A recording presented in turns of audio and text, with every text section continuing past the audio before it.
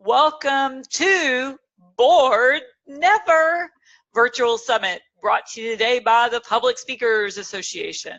I'm so excited to introduce to you our amazing Mr. Fox Beyer. Fox, why don't you take it from here?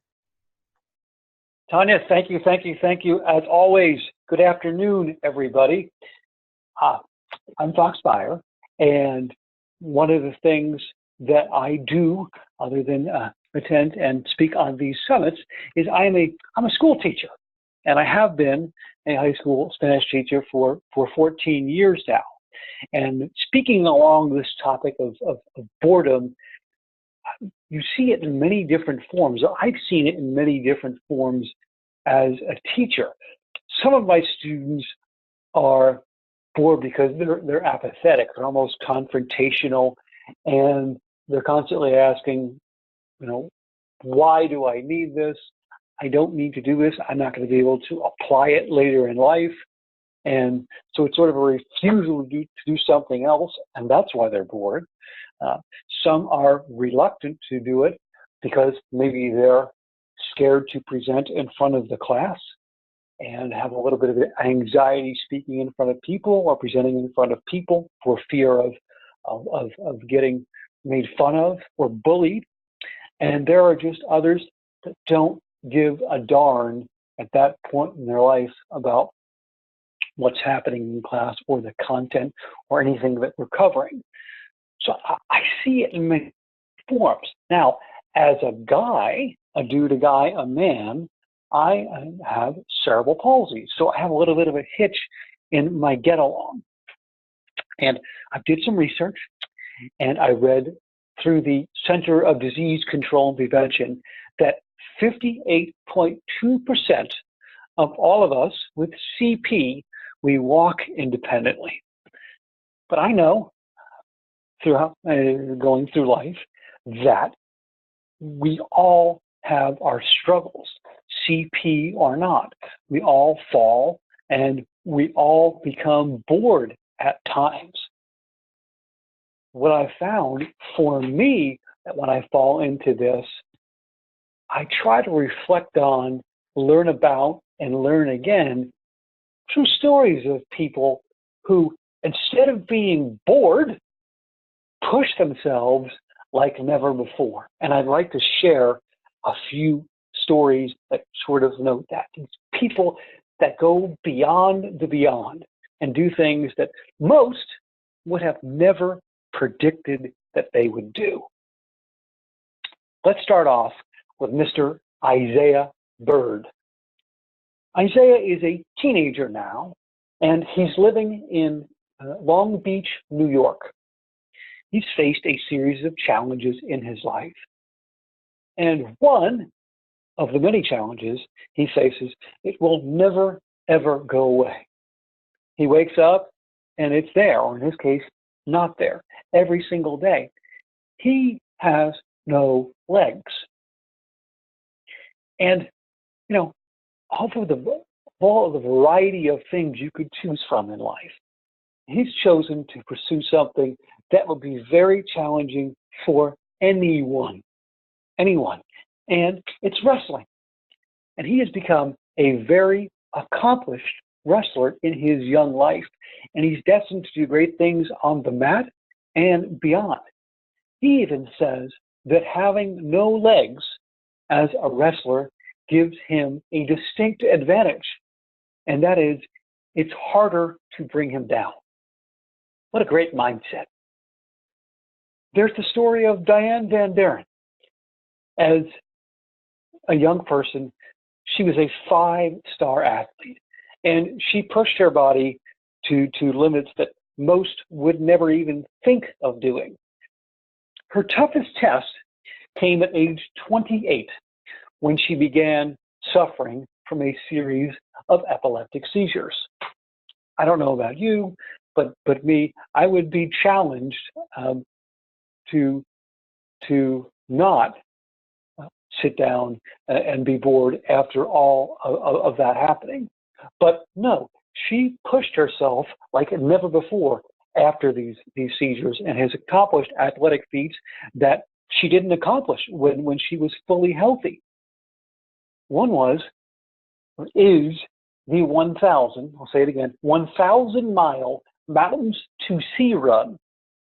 And she arrived in North Carolina along the Atlantic Ocean running the race in a time of 22 days, I said it, 22 days, 3 hours, and 50 minutes.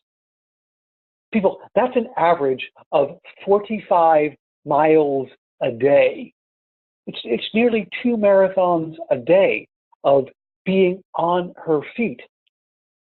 And the funny thing about all of this, these seizures, okay, while it didn't hamper her physical abilities, they hampered her ability to track time.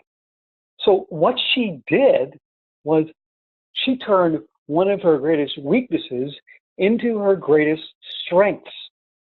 Amazing. The story of Diane Van Daren. A reason to never be bored. There's a story of Dewey Bozella. Dewey was jailed for 32 years for a crime he didn't commit. You know, he's behind bars. There's a bed there.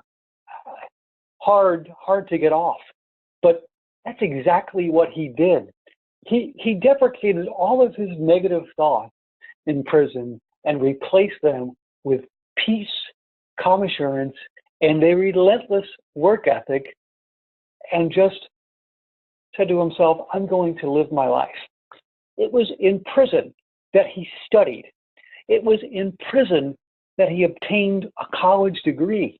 It was in prison where he got married and where he wrote thousands of letters proclaiming his innocence. What's more, while incarcerated, Dewey pursued his biggest passion.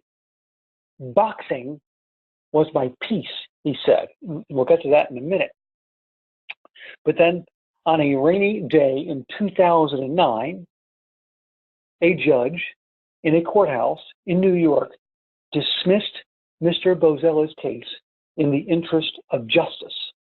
And when asked about the cops' handling of the case, Dewey simply said, I'm going to let it go, because if I don't, I'm never going to get to where I want to go. I think he teaches us a great lesson, and it rids ourselves of one of the reasons I think we become bored so much. We don't forgive people for the things they've done to us.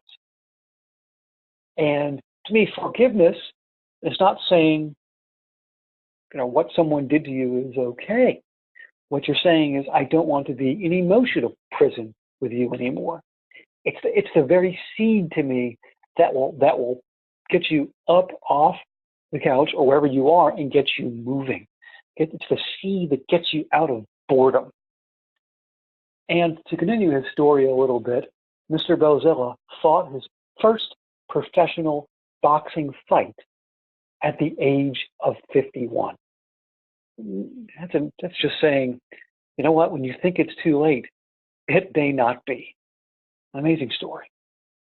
There's Will Burton of Fairdale, Kentucky. Dan Gable, a world-class wrestler. Some of you may know who he is. He lost one match during his entire wrestling career. And to quote him, once quoted as saying, once you have wrestled, everything else in life seems easy. Unless, he said, you are Will Burton of Fairdale, Kentucky. And here's a little bit of Will's story. So, like me, he has cerebral palsy, and he is non-ambulatory.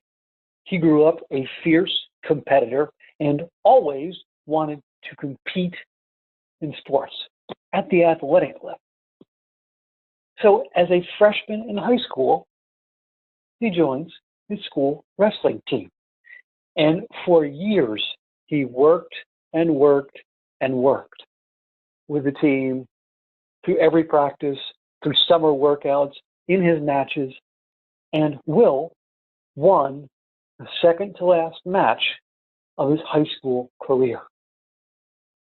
time, elbow grease, and pride, and someone just seeking and relentlessly working for the euphoria that comes with winning in an athletic event.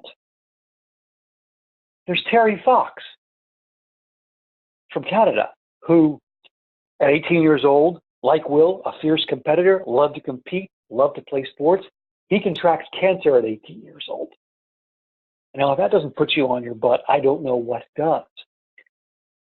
And through his treatment, Terry meets so many kids with worse fates than him at the time. And Terry had to have one of his legs amputated up above the knee.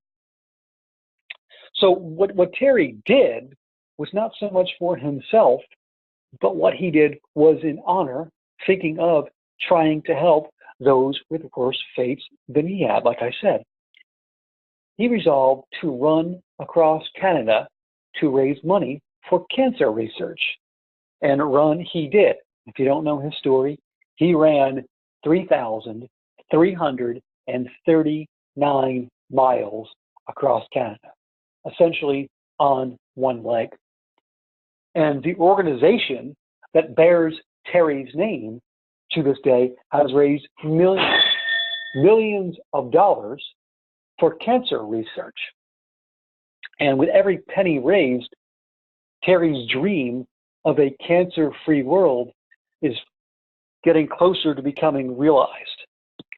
There's a story of fellow PSA member Drew Hunthausen. He's a healthy 11-year-old boy one day, and the next, he's blind, he's hearing impaired, and he doesn't know what to do. What does he do? Instead of sitting on his butt, he gets up and takes his story, as he says, to the scariest place on earth, the stage. And nowadays, the no excuses blind guy uses, as he says, attitude and gratitude to help others realize their dreams and break through their barriers. There's a story of Walker. And Walker was a kid with partial CP, and he played on his school's lacrosse team in the state of New York. And he compensated, like his coach Ross Griswold said, for what he didn't know how to do with a relentless drive. And not only that, he took typing courses, but he had very little use of one hand. What did he do?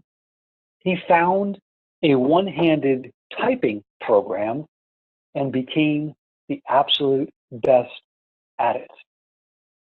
As Ross Griswold, his coach, told me, he has always impressed me with his complete unwillingness to slow down.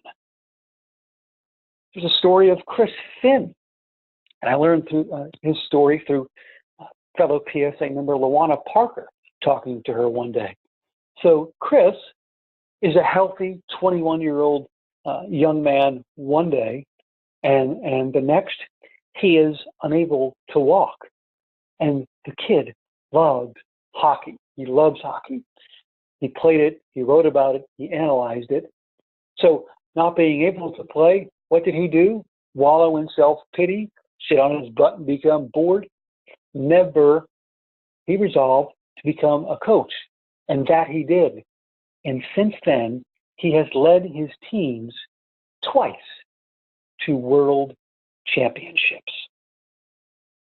There's a story of Charlotte Brown from Tanya's home state of Texas. She is a tremendous track runner, okay? She has sight only in one eye. And then she says the sight is very little. It's like, as she says, looking through a coffee stir. That's her right eye. Her left eye, she says, is only for decoration. She's become an unbelievable pole vaulter. She competes at the college level nowadays, and she ran the 400-meter relay in a time of just 62 seconds. And I'm just browsing over her accomplishment. But somebody, again, who refuses to sit down. Unbelievable.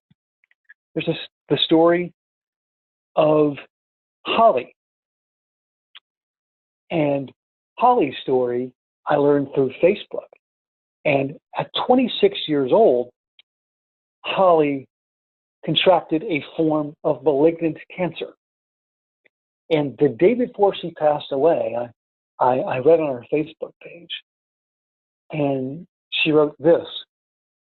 She said, "I just wish we could stop worrying about the meaningless stresses in life.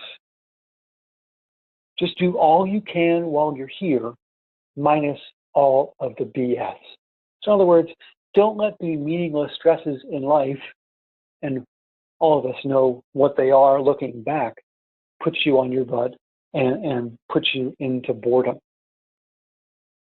Another story I will share is the story of my great friend, Stuart Lake. And for 25 years now, or thereabouts, Stuart has been a college baseball coach. And he's experienced many personal and professional tragedies since his time in the game. He has a very close relationship with some of his players who have lost their parents, lost their siblings, lost their loved ones while playing college baseball. And after about 20 years in the game, he really, during a very tough season, he sat back and thought of, we really need to, as a team, hang our hats on something. They're having a tough season at Charleston Southern University, and they really needed something to compete with and compete for beyond just wins and losses. So nowadays, Stuart and his teams live with a philosophy of accountable urgency in mind. And what that means is we all have a clock, and we don't know when this thing called life on Earth is going to end. So it behooves us to do the very, very best we can every second that we have on Earth. So to me, accountable urgency is an exercise in extreme integrity, and it requires constant movement. And if you're fully invested in accountable urgency, I'm fully convinced you can never, ever be bored. So to wrap up, I'll say this. Start the bar high and raise it. Stretch yourself to the limit so much you can't take it. Whatever you're facing, it is in trouble. Anything you do, do it on the double. Ready, set, on your mark. You have got the keys and you are double parked. And ready yourself for the ultimate spectacle. Strap it on and create your own miracles. Be the best human you ever knew. A story all can aspire to. Get off your butt and stop being bored. Push yourself like never before. Like everyone else that I've talked about today, simply do this. Go beyond the beyond. Again, I'm Fox Beyer, and if you'd like to get in touch with me, you can do that through my website. And it is this, foxbeyer.com, F-O-X, like the animal, B-E-Y-E-R.com. On there, shoot me a message off of the homepage, and I would be happy, if you'd like, to send you a copy of my book of poetry. And that last poem that you heard is in that book called Beyond the Beyond. If you additionally feel like my words could help your group or organization, I would be happy to entertain that and be honored and flattered to entertain that. Again, same route, right off my website, foxbeyer.com, F-O-X, B-E-Y-E-R.com. shoot me a message and we'll be in touch. Tanya, thank you so much for this platform, and I'm going to send it right back to you.